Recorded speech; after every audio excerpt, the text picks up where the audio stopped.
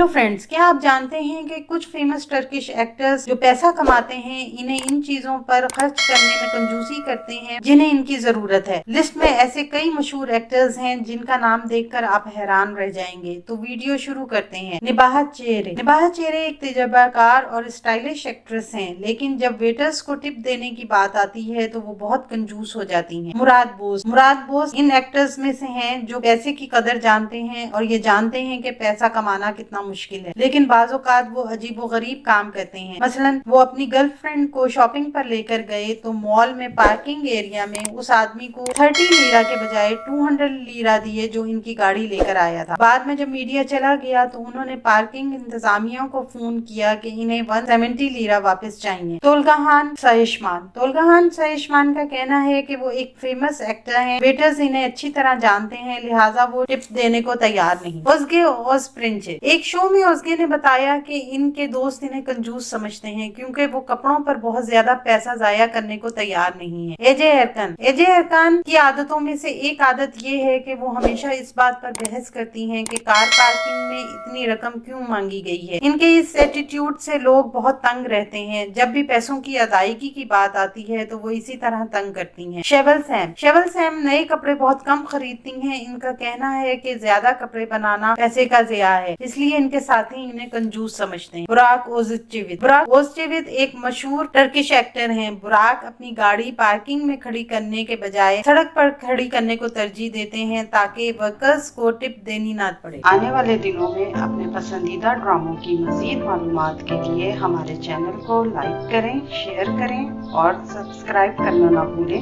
शुक्रिया।